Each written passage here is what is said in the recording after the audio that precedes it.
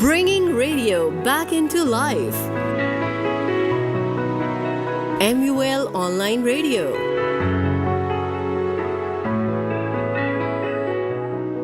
बिस्मिल्लाहिर्रहमानिर्रहीम नहमदहू व नसल्ली अला रसूलिहिल करीम। MUL पॉडकास्ट प्रोग्राम के साथ मेज़बान नदीम चौधरी आपकी खिदमत में हाजिर है। हाज़रीन और नाज़रीन, जैसे आप जानते हैं, हम आपकी खिदमत में बहुत से ऐसे अहम शख्सियात और लोगों को सामने लेके आते हैं जिनकी गुफ्तगू, जिनकी मालूमात और जिनकी रिसर्च और तहकीक से हमारे नौजवान फ़ायदा उठाते हैं, मुल्क की तरक्की में अपना किरदार अदा करते हैं। उस गुफ्तगू और उन मालूमात की रोशनी में वो अपनी ज़िंदगी के उन मकासद को भी हासिल करने की कोशिश करते हैं जिससे उनकी मंजिलें आसान हो। आज हमारे दरमियान एक ऐसे ही अजीम शख्सियत हमारे दरमियान मौजूद हैं। वाइस एडमिरल रिटायर्ड जनाब अहमद सईद साहब हैं। नेशनल इंस्टीट्यूट ऑफ मैरीटाइम के डायरेक्टर जनरल हैं। जैसे कि मैरीटाइम के लफ्ज़ से ही आपको अंदाज़ा हो गया होगा कि ये समंदरों की दुनिया है।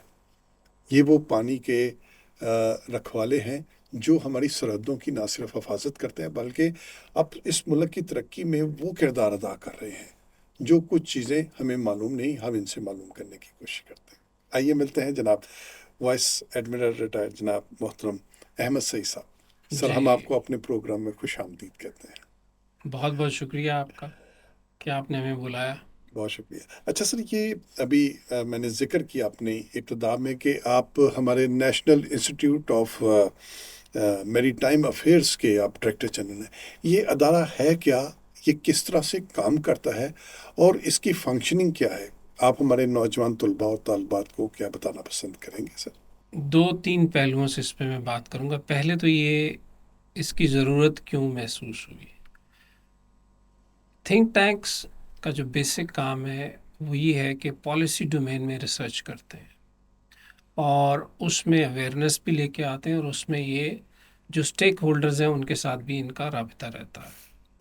तो उसी हवाले से ये इस चीज़ की ज़रूरत महसूस हुई कि ये एक इदारा मैरीटाइम डोमेन में अवेलेबल नहीं था जो इस मैरीटाइम डोमेन के अंदर तहकीक कर सके। तो 2006 में chief of the naval staff कहीं अब्रॉड गए थे, वहाँ पे उन्होंने इस तरह के इदारों की कारकर्दगी देखी तो उन्हें इस चीज़ का इदराक हुआ। तो उन्होंने आके फिर उस वक्त के जो प्राइम मिनिस्टर साहब थे उनसे उन्होंने इस चीज़ का जिक्र फरमाया। तो शौकत अजीज साहब जी, तो 2006 में इसका फिर दागबेल डाली गई।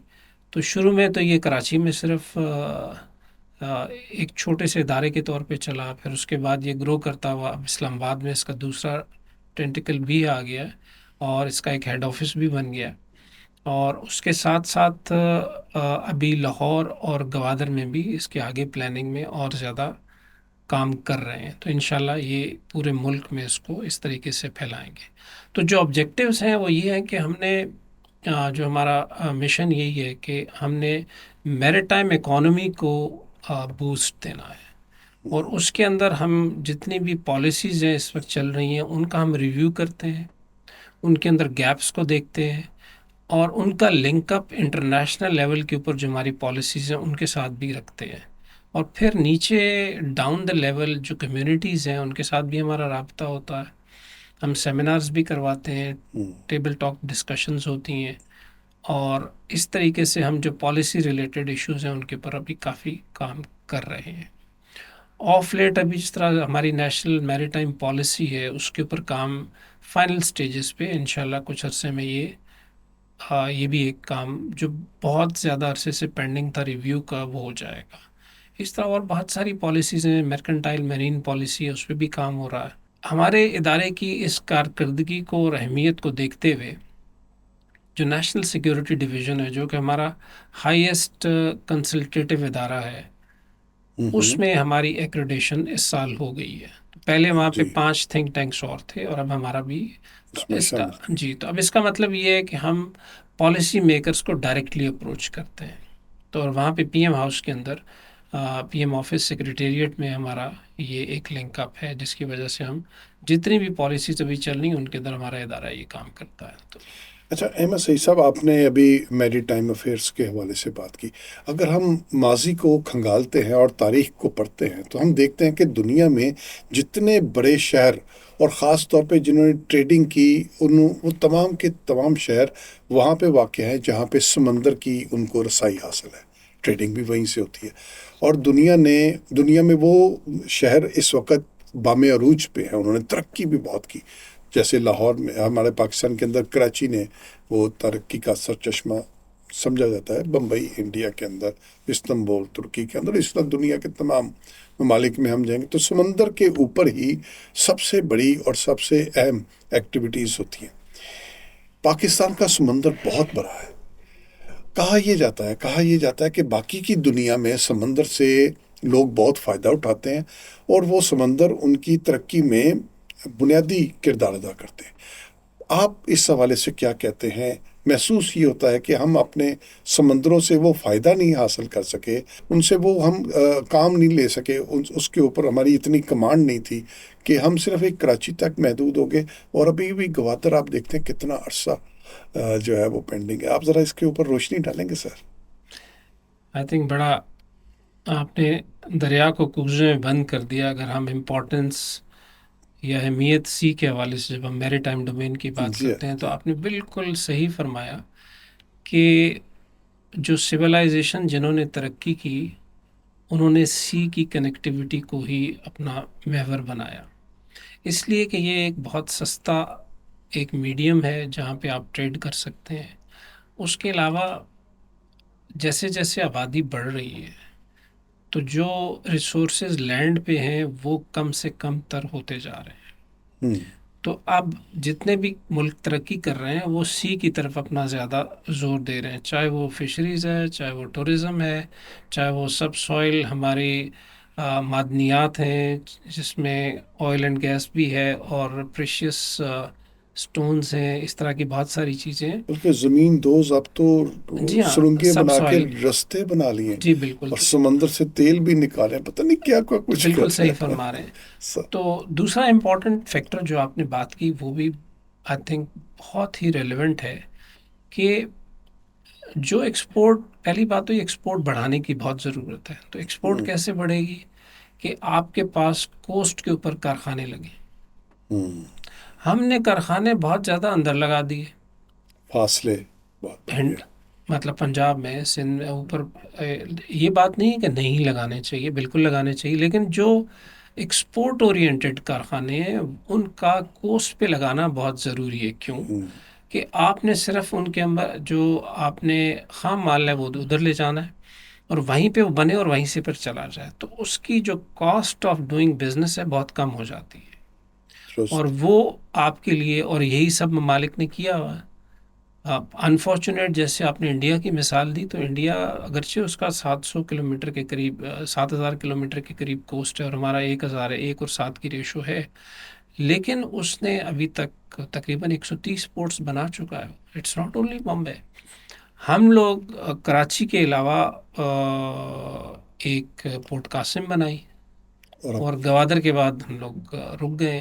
تو یہ ایسا نہیں ہونا چاہیے. تو اس طرح انسینٹیو کریں، پالیسیز دیں تاکہ جو فورن انویسٹر ہے وہ آئے. ظاہر ہے گورنمنٹ سارا کام خود نہیں کر سکتی، گورنمنٹ جو کرتی ہے وہ پالیسیز بناتی ہے. تو جب آپ پالیسی بنائیں گے، چھوٹی سی مثال ہے، آپ اگر اپنے لان میں برڈس کے لیے چھوٹی چھوٹی چیزیں رکھیں تو برڈ آنا شروع ہو جائیں گے. تو اسی طریقے سے ہمیں بھی یہ ایز آف ڈوئنگ بزنس اور سیکورٹی انوائرمنٹ کو تھوڑا ٹھیک کر کے اس طرف آنے کی ضرورت ہے تاکہ اس پوٹینشیل کو ہم استعمال کر سکیں. اچھا غالباً جو چائنا ہے، جس طرح ابھی آپ نے بات کی کہ کارخانے جب دور لگیں گے تو ان کے اوپر جو ہے اخراجات زیادہ آتے ہیں، خام مال کی اور فنش پروڈکٹ کی قیمتوں میں فرق آ جاتا ہے. تو چائنا بھی ان فاصلوں کو ختم کرنے کے لیے گرم پانیوں تک آنا چاہ رہا ہے اور سی پیک اس کا یہ روٹ جو ہے وہ ڈیولپ ہوا ہے. آپ یہ بتائیے کہ یہ جو سی پیک کا روٹ ہے اور یہ جو گوادر پورٹ ہے، یہ پاکستان کی ترقی میں کیا کردار ادا کر سکتی ہے؟ آپ اس کو کس نظر سے دیکھتے ہیں مستقبل قریب میں؟ جیسے اس کو پہلی بات تو یہ ہے کہ گوادر پورٹ سی پیک سے پہلے اور سی پیک کے بعد دونوں چیزوں کو موازنہ بھی کرنے کی ضرورت ہے. گوادر پورٹ اور اس کی وائبلٹی اور اس کا جو پوٹینشیل ہے وہ پاکستان کے جو پلانرز تھے میری ٹائم سے جو آشنا ہے انہوں نے اس کا ادراک کر لیا تھا، اسی لیے اس پہ کام پہلے سے انڈیپینڈنٹ شروع ہو گیا. لیکن یہ چونکہ منی انٹینسو ہوتا ہے کام تو یہ سلو تھا. پھر جب چائنا کے ساتھ یہ بی آر آئی کا کمپوننٹ سٹارٹ ہوا تو اس میں یہ ایک بہت بڑا لیوکریٹو میں کہہ سکتا ہوں، یا آپ ایک ون ون سچویشن پاکستان اور چائنا کے لیے بنا کہ اس کو اس کے اندر لے لیا جائے. تو یہ ایک قسم کا سوئس کینال آن لینڈ بن جائے گا. تو جتنا اس سے ریونیو کما رہا ہے ایجپٹ، وہ ہم لوگ بھی اس سے کمائیں گے. اور ہمارا جو پہلا جو آئیڈیا تھا وہ یہی تھا، اور اس کا پوٹینشیل اس وقت جو اسٹیمیٹ کیا گیا وہ 70 بلین پر اینم کا ہے. کہ اگر یہ پورا پروجیکٹ اگر چل پڑتا ہے تو یہ آپ کے تو ماشاءاللہ اس کے بہت زیادہ ڈیویڈنڈ سے اسی ایک ہماری اکانومی کے اندر ایک بہت بڑا انقلاب آ سکتا ہے. جی بالکل. تو لیکن چونکہ بیک اینڈ پہ کچھ چائنا کا بھی کمپوننٹ آ گیا اور ہمارے یہاں کچھ اس کی پولیٹیسائزیشن بہت زیادہ ہو گئی، تو جو انٹرنیشنل اس کی ریزسٹنس ہے وہ پھر ہمارے اوپر بھی اس کا عمل دخل ہونا شروع ہو گیا. لوکل کچھ پالیٹکس بھی بیچ میں آ گئی. تو میں یہ ضرور کہوں گا کہ یہ کچھ ڈیلے اس میں ہوا ہے لیکن اتنا نہیں ہے، اور یہ اپنے اس حساب سے چل رہا ہے. اور انشاءاللہ آنے والے دنوں میں اس کے ڈیویڈنڈس ہماری اس کے فروٹس جو ہیں وہ پاکستان کو نظر آئیں ضرور گے. ملیں گے. چونکہ اس کے فیزز تھے تو فیزز میں پہلا فیز جو تھا وہ زیادہ انفراسٹرکچر ڈیولپمنٹ کے اوپر تھا، جس میں کہ پاور پروجیکٹس تھے. تو 80 to 90% پاور پروجیکٹس تو کمپلیٹ ہو گئے. اس کے علاوہ ریل، روڈ اور یہ سارا نیٹ ورک تھا، اس کے اوپر کافی کام ہو چکا ہے، تقریباً 4000 سے زیادہ. چائنا ہے، اس نے بھی اپنے اینڈ پہ جو 4000 کی ایک پوری بنانا تھا نیٹ ورک اس نے بنا دیا. ہمارے اینڈ پہ بھی یہ کام چل رہا ہے، تھوڑا سلو ہو گیا. تو پھر یہ ہے کہ اس کے جو اسپیشل زونز ہیں جن کے اندر بیسیکلی انویسٹمنٹ آنی تھی، وہ زونز ابھی تک ہمارے پاس اس طرح نہیں بن سکے، جس کے اندر ہماری جو ذمہ داری ہے اس میں تھوڑا سا ڈیلے ہو گیا. تو ڈیلے اپنی جگہ، لیکن یہ ضرور ہے کہ اس کا پوٹینشیل ابھی بھی اتنا ہی ہے اور یہ آگے چلے گا انشاءاللہ. اچھا سر، اپنی گفتگو میں ایک بات کی میں اس کے اوپر ذرا مزید آپ سے ڈسکشن کرنا چاہ رہا ہوں. آپ نے کہا کہ انڈیا کا جو 7000 کا ہے اس میں 130 پورٹ ہے اور پاکستان کے پاس قریباً 1000 کے قریب سمندر ہے. تو اگر ہم اس ریشو سے دیکھیں، ہمارے پاس صرف ایک پورٹ قاسم اور یہ گوادر کا پروجیکٹ نہیں آیا. تو اس حوالے سے اگر ہم اس کو ضرب تقسیم کریں ایریا وائز، تو پاکستان کے اندر کم از کم اسی حساب سے 15 سے 20 پورٹ بننی چاہیے. تو اس میں تاخیر کی وجہ کیا ہے؟ ایک تو یہ مجھے بتائیے، اور دوسرا آپ سجیسٹ کیا کرتے ہیں کتنی جلدی ہمیں اس دور میں شامل ہو کر کتنی جلدی ہمیں مزید پورٹس بنانی چاہیے، کہاں کہاں بننی چاہیے، اور اس سے پاکستان کو کتنا فائدہ ہوگا؟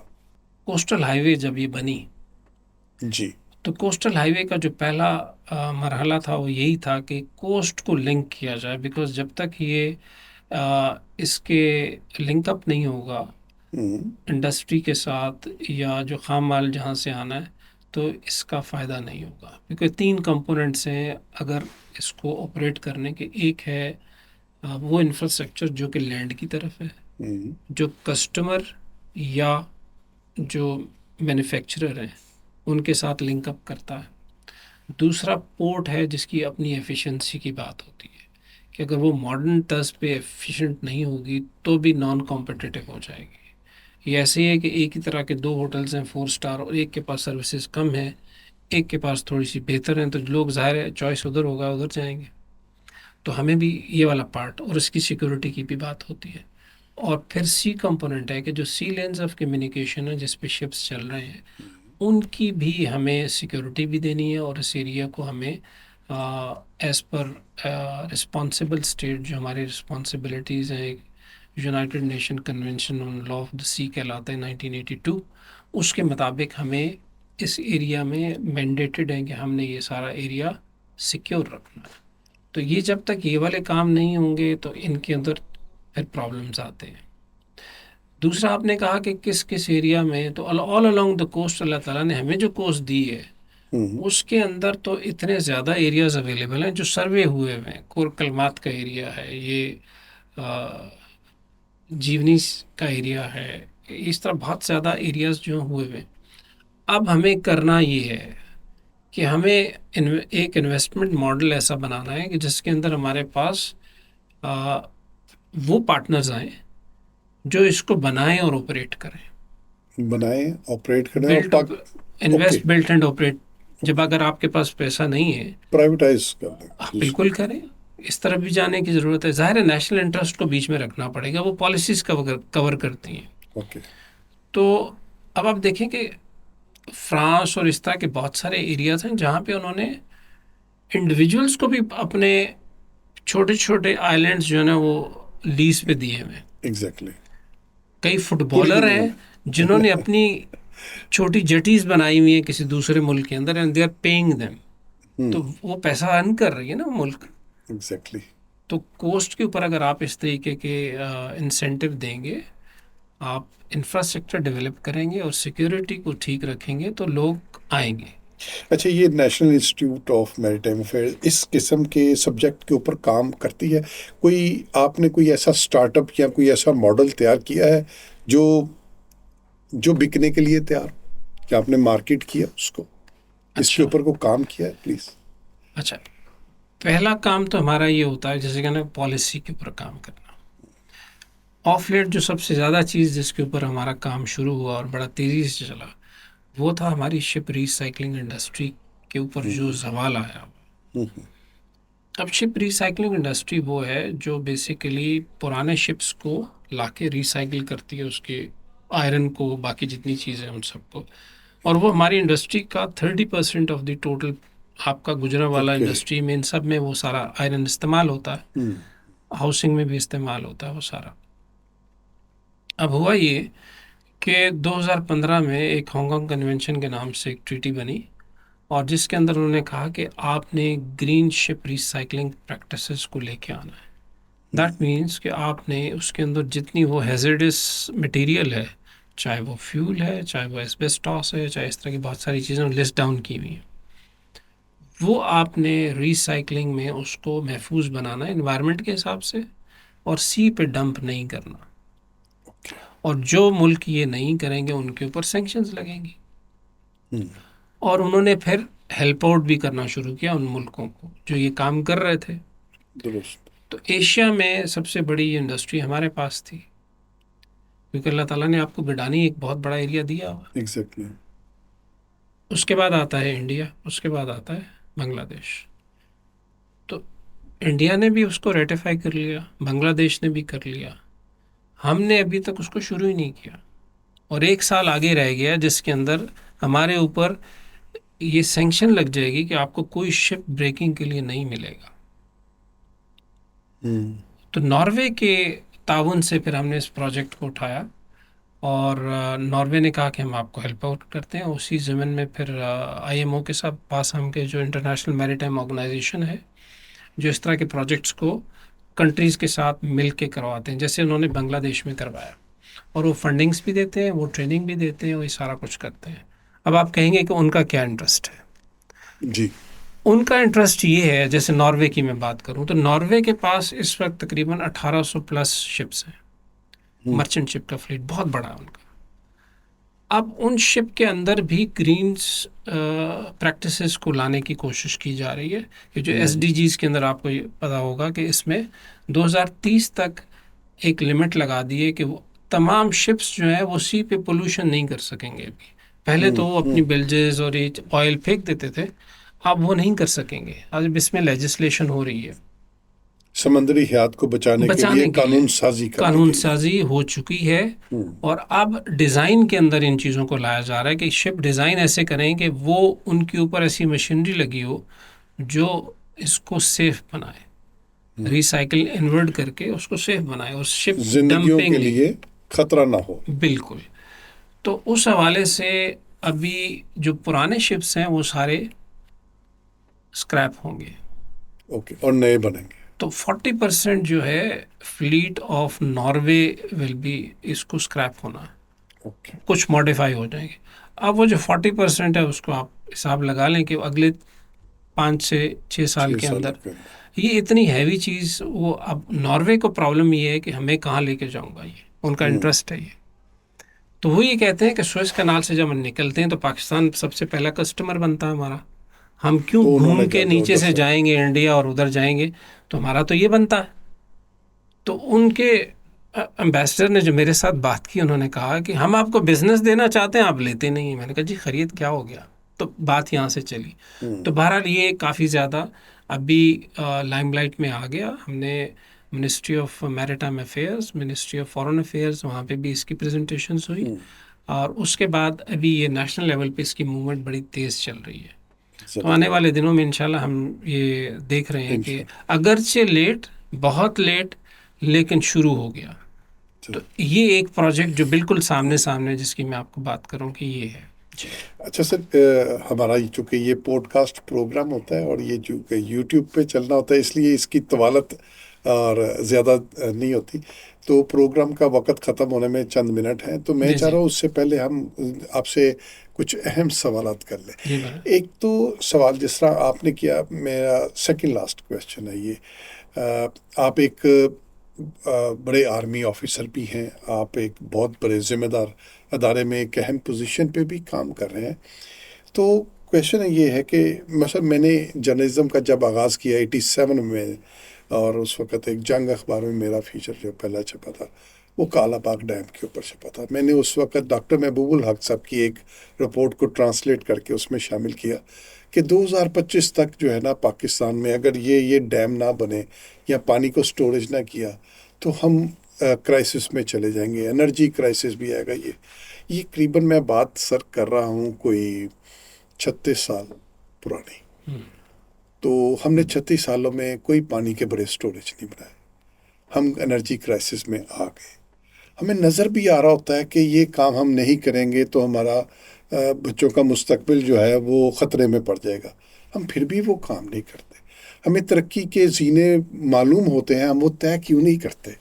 یہ نیشنل سطح پہ, قومی سطح پہ اتنا بڑا خلا کیوں ہے؟ ہم اپنے دشمن کیوں ہیں سر؟ اس کے بھی میرے خیال میں 2-3 پہلو ہیں. ایک پہلو تو یہ ہے کہ جو پولیٹیکل وزڈم کی جب ہم بات کرتے ہیں کہ پولیٹیکل پارٹیز اور جو لیڈرشپ ہے ان کو میرے خیال میں اس کو دیکھنا پڑے گا. مثال میں آپ کو جاپان کی دیتا ہوں. جاپان میں 2 مہینے میں 2 وزیر اعظم چینج ہو جاتے ہیں آن پرنسپل اسٹینڈ, لیکن وہاں پہ گورنمنٹ کے اوپر بہت بڑا کوئی پرابلم نہیں آتا, بیکاز انہوں نے اپنی پالیسیز بہت, جو اکنامک پالیسیز ہیں, جو سسٹم ہے وہ اتنا روبسٹ بنا دی ہے کہ ایک بندے کے آنے جانے سے یا اس سے فرق نہیں پڑتا. سسٹم اپنی جگہ. تو سسٹینیبلٹی آف پالیسیز کی ایک بات ہو گئی, پولیٹیکل وزڈم کی بات ہو گئی.